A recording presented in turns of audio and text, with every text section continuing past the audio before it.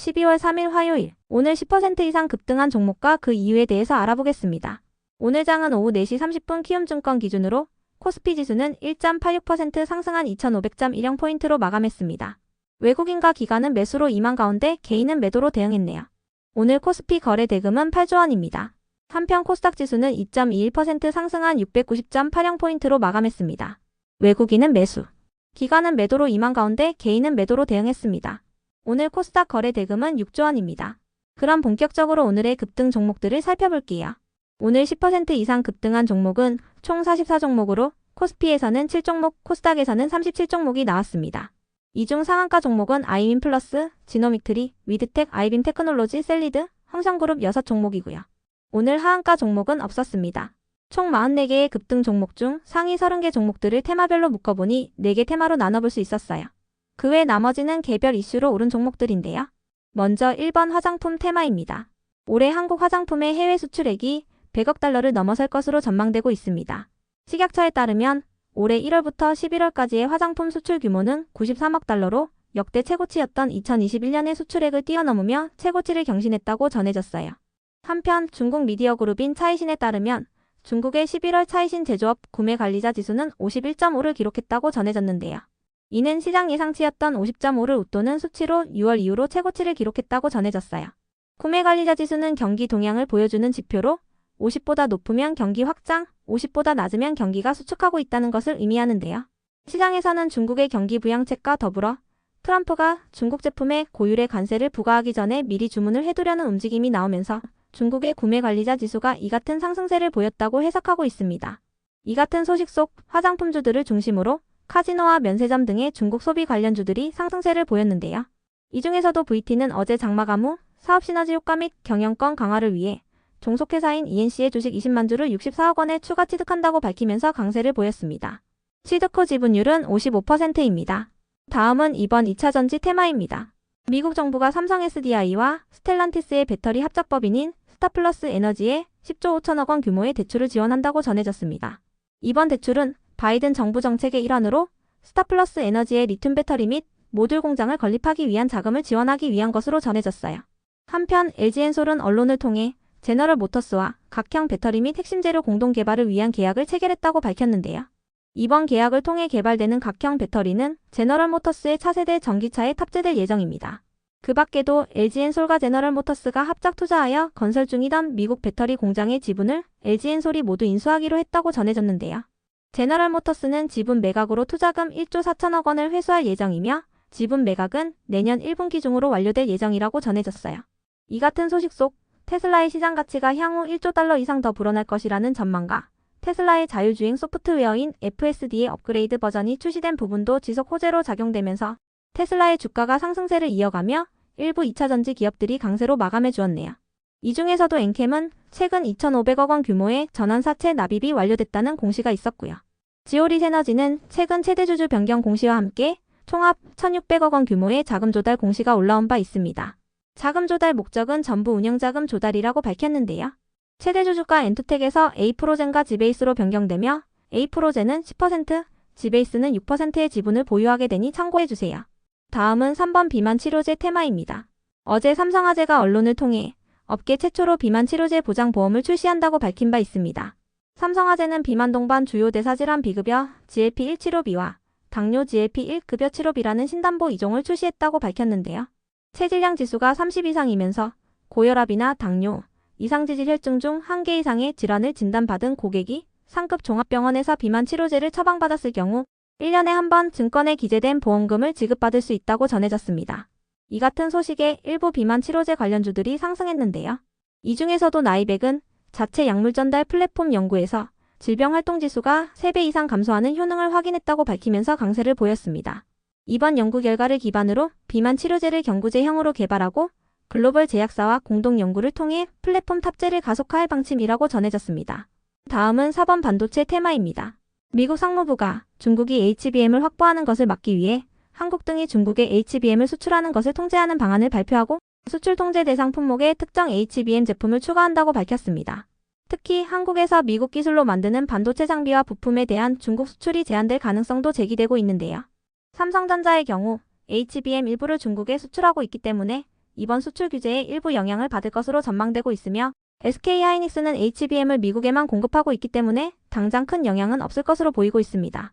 이와 관련하여 우리나라 정부는 SK하이닉스는 대부분 HBM을 미국 기업인 엔비디아에 공급하고 있고 삼성전자는 일부 사양이 낮은 HBM을 중국에 수출하지만 매출 대비 비중은 작은 것으로 안다고 언급했는데요. 전체적으로 한국 기업에 끼치는 영향은 적은 것으로 보인다는 입장을 밝혔어요.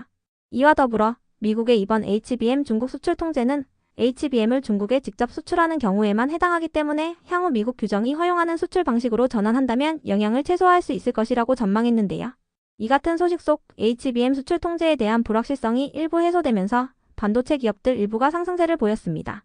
이 중에서도 코스텍시스는 주가 안정을 통한 주주이익 제고 목적으로 10억 원 규모의 자사주 취득을 결정했다는 소식이 있었는데요. 해당 금액은 보통 주 19만 주에 해당하며 취득 예상 기간은 내일부터 내년 3월 3일까지입니다. 그 외 나머지는 개별 이슈로 오른 종목들인데요. 먼저 아이윈플러스가 상한가를 갈 만한 호재나 공시는 파악되지 않았습니다. 다만 트럼프 행정부의 양자 컴퓨터 육성 정책이 지속 부각되면서 미국의 주요 양자 컴퓨팅 기업들이 상승세를 이어가고 있는데요. 이 같은 분위기가 국내 양자 암호 관련주들에게도 훈풍으로 작용되고 있다고 전해졌으니 참고해주세요. 이어서 지노믹트리는 미국 자회사인 프로미스 다이아그노스틱스의 방광암 진단키트가 미국에서 최종 가격 승인을 받았다고 전해지면서 상한가로 마감했습니다. 해당 제품은 예비 가격이 $192로 책정되었는데요. 이와 관련하여 지노믹트리는 글로벌 의료시장에서 진단 혁신을 이어갈 것이라고 밝혔습니다. 다음으로 위드텍이 상한가로 마감했는데요. 국내 연구진들이 신개념 핵종 분리장치를 개발했다는 소식이 전해졌기 때문입니다. 한국원자력연구팀은 로봇과 센서를 활용한 오픈 프랩 센서 이벤트 크로마토그래피 시스템을 개발했다고 발표했는데요. 해당 시스템을 통해 방사성 물질의 잔유와 교차 오염 가능성을 차단할 수 있다고 전해졌어요. 이 같은 소식에 위드텍이 한국원자력연구원으로부터 해양 방사능 오염수를 기존 장비보다 2배 빠르게 측정하는 기술을 이전받고 해당 기술을 상용화하여 장비를 개발한 이력이 부각되었습니다. 이어서 아이빔 테크놀로지는 기술력을 통해 미국 시장에 진출했다고 전해지면서 상한가로 마감했습니다. 아이빔 테크놀로지는 동물의 몸속에 있는 생체 분자나 세포의 움직임을 촬영하는 영상 장비를 처음으로 상용화한 기업인데요.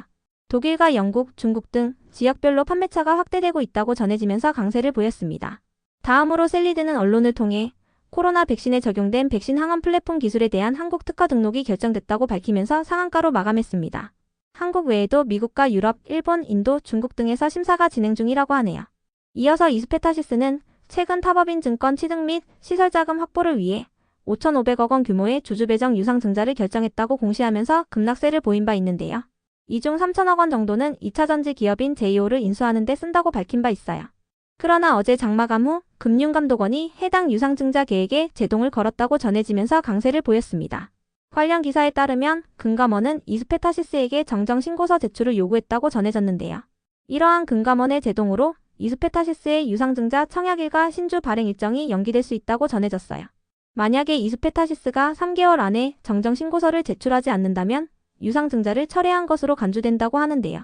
이 같은 소식에 주주배정 유상증자가 철회될 수도 있다는 기대감을 입으며 이스페타시스가 강세를 보였습니다. 다만 이스페타시스 측은 해명 공시를 통해 제이오 인수 포기와 관련하여 현재 확정된 바는 없다고 밝혔습니다. 한편 SU홀딩스와 KC코틀의 KC그린홀딩스의 급등 이유는 파악되지 않았습니다. 이어서 SBI 인베스트먼트를 비롯한 일부 가상화폐 관련주들이 상승했습니다. 더불어민주당이 가상자산 소득에 대한 과세를 2년 유예하는 소득세법 개정에 동의한다고 밝힌 가운데 트럼프가 토큰화를 통한 미국 금융시장 혁신을 추진한다는 소식도 지속 호재로 작용되면서 관련주들의 상승세가 이어지는 모습인데요. 특히 가상화폐인 리플의 시세가 강세를 이어가고 있는 가운데 SBI 인베스트먼트의 대주주인 SBI홀딩스가 리플과 연관성이 있다는 사실이 부각되며 강세를 보였습니다. 한편 보로노이와 브릿지바이오 테라피틱스, 레이저옵텍의 급등 이유는 파악되지 않았는데요. 이 중에서도 보로노이는 최근 HER이 양성 고형암 치료제에 대한 임상 일상 계획을 신청했다는 공시가 있었으니 참고해주세요. 다음으로 에이럭스를 비롯한 드론 관련주 일부가 상승세를 이어갔습니다. 최근 일론 머스크가 트럼프 정부 효율성위원회의 수장으로 임명된 가운데 첫 번째 개혁 대상으로 국방부를 지목하면서 드론 관련주들의 상승세가 이어지는 분위기인데요. 머스크는 드론 시대의 유인 전투기는 쓸모가 없다고 밝혔어요. 그 밖에도 미국의 드론 부품 업체인 어뉴주얼 머신스가 급등세를 이어가고 있는 부분도 드론 테마의 호재로 작용되고 있습니다. 어뉴주얼 머신스는 트럼프의 장남을 고문으로 영입했다는 소식이 전해지면서 100%가 넘는 급등세를 이어가고 있는데요. 이 같은 분위기가 지속되며 에이럭스가 드론 관련주로 상승세를 이어갔습니다. 에이럭스는 11월 1일에 신규 상장한 기업인데요. 코딩을 기반으로 로봇과 드론을 자체적으로 개발 및 양산하고 있습니다. 이어서 네오리진은 사업 파트너인 조이포트가 올해 중국 게임판 호를 16개 획득했다고 전해지면서 어제에 이어 오늘도 상승세를 이어갔습니다. 참고로 게임 테마와 관련해서는 최근 일론 머스크가 자신이 창업한 xAI를 통해 인공지능 게임 스튜디오를 시작할 것이라고 밝힌 부분이 호재로 작용된 바 있으니 참고해주세요. 다음으로 아주아이비 투자가 상승했습니다. 일론 머스크의 우주기업인 스페이스X의 기업 가치가 약 492조 원으로 평가받을 수 있다는 소식이 전해졌기 때문인데요. 블룸버그 통신은 익명의 소식통을 인용하여 스페이스X가 기업 가치를 492조 원으로 높일 수 있는 공개 매수를 논의 중이라고 보도했어요. 다만 이와 관련하여 스페이스X 측은 사실 확인 요청에 응하지 않았다고 전해졌는데요. 이 같은 소식 속 아주아이비 투자가 스페이스X에 투자를 진행했다는 이력이 지속 부각되며 강세를 보였습니다. 끝으로 산일전기를 비롯한 전력 관련주들이 상승했습니다. NH투자증권에서 보고서를 통해 해외 및 국내 전력 업체들이 업황 호황에 따라 수익성이 개선될 것으로 전망했기 때문인데요. 그 밖에도 최근 전력 테마와 관련해서는 미국 연방통신위원회가 20여 년 만에 해저 케이블에 대한 규칙을 업데이트하고 포괄적인 검토를 진행한다는 소식이 전해진 바 있으니 참고해주세요.